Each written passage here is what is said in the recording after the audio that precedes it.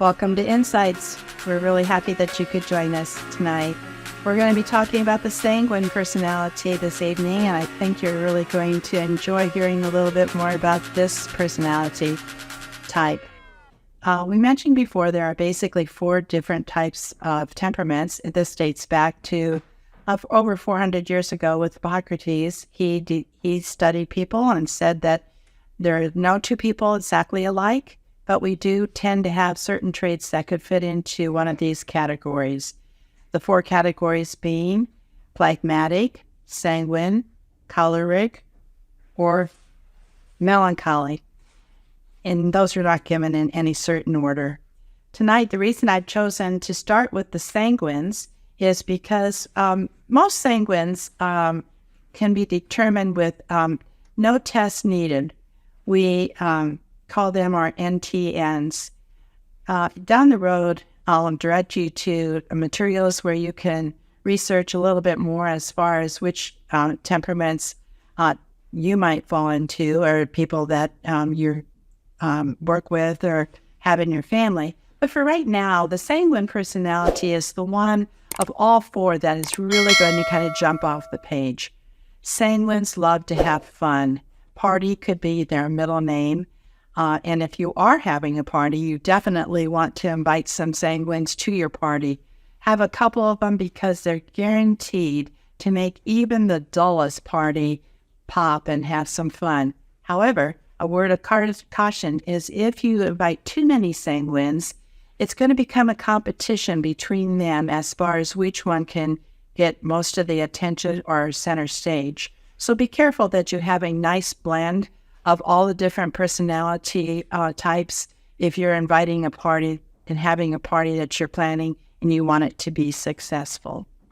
Sanguines love to tell stories. They're just born storytellers. And they don't tell the story exactly the way it happened. Matter of fact, they like to embellish things because they want it to be even more fun or capture your attention.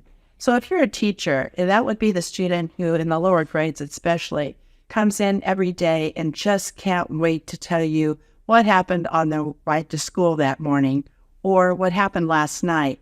And when they tell the story, if they know that they've got your attention, they're going to keep on talking and adding more and more to the story and trying to get you to laugh a little bit and to draw a crowd. If they're entering a room, even as adults, they want all eyes on them. And if at all possible, if you can turn a spotlight on them, that would be even better. Movie stars like to enter rooms this way. And so that's just another giveaway as far as what would make a sanguine stand out in a crowd. They also love color. Color is something that they're just drawn to, and they seem to have a great memory for color details. They might not remember anything else about a situation or what happened, but they will be able to tell you color details. Let me give you an example of this. Recently, we went to my granddaughter's, she turned 7, and we had a family birthday party for her. And before opening the gifts, she came over and whispered in my ear and said, "Grandma, that's the same wrapping paper you used on my gift last year." I just could hardly control myself because I already know from studying the temperaments that she is a pretty strong sanguine, and that would be a detail that she would notice because it's some of her favorite colors. I picked it up, the paper on purpose, and it's bright and it just captures your eye. So I don't know if she even remembers what we gave her last year for her gift, but she remembered that that was the identical wrapping paper that I used last year, and there was no attention drawn to it. I can't think of very many kids who would do that unless they too are of the sanguine persuasion. They also are very curious, and if you took the adage that everyone knows, curiosity killed the cat, but satisfaction brought him back, that would fit perfectly with the sanguine personality. Again, recently when she was over, we were going around the house, and the one door was closed, and she said, "Grandma, what's in that room?" And I said, "Well, it's just Grandpa's office. It's nothing really important or it's not very interesting." And so she said, "Could I look in it?" And I said, "Well, okay, sure," which she did. And then she looked around the room and shut the door politely. As we went down the hallway, the linen closet doors were shut, and I guess she's never ever noticed that linen closet before. My other granddaughter was with her, but she didn't have any interest in knowing what was behind the doors. But this same granddaughter looked at me and says, "Grandma, could I open those doors and see what's inside?" And I said, "Well, again, thank you for asking. Sure, you sure can. I don't think you're going to find it very interesting." But she just couldn't help herself. She just had to know what was behind those closet doors. When she was little, she always wanted to go to the public bathrooms, maybe 3, 4 years of age. Again, just curious, she wanted to see what they look like. So if you are teaching a child that is of the sanguine temperament, remember to try and keep things fun. They do like to have fun.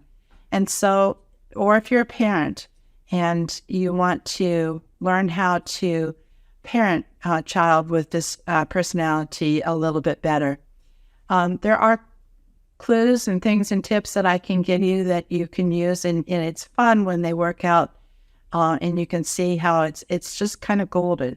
So again, my 2 granddaughters are going to come over, and I thought, well, what should we do today? I was thinking ahead of time, and I really wanted their help with taking down the Christmas tree.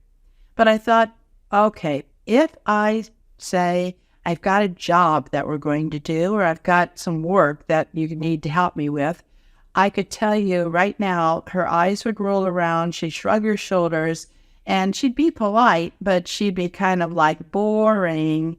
So I thought, I need to present this in a fun way, in a fun manner. The other granddaughter, she likes jobs, she likes tasks, she likes assignments. So I knew that wouldn't be any problem with her. But with my sanguine granddaughter, I thought I've got to figure out the verbiage for how I'm going to handle this. So when she came in, they both came in, I said, "Today we're going to have a lot of fun." "Well, what are we going to do, Grandma?" And I said, "Well, we're going to have like a treasure hunt." And they're into treasure hunts, so I knew that was going to be a winner. And, well, what does that mean? How are we going to have a treasure hunt? And I said, "Well, we're going to you're going to help me take down the Christmas tree.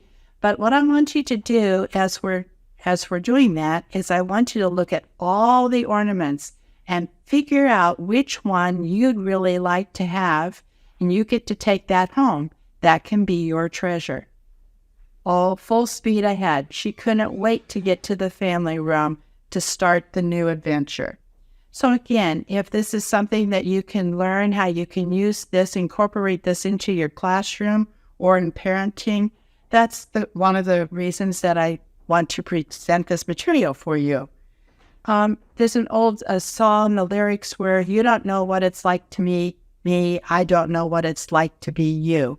And so hopefully through this material, you get a little bit better idea of what the fun-loving sanguines are like. And if you have one in your family or close to someone that you work with, they're going to make your life happier and well-rounded. And it's just a pleasure to be with them. Thank you so much for joining us this evening. I hope you have a great evening, and we'll see you next time.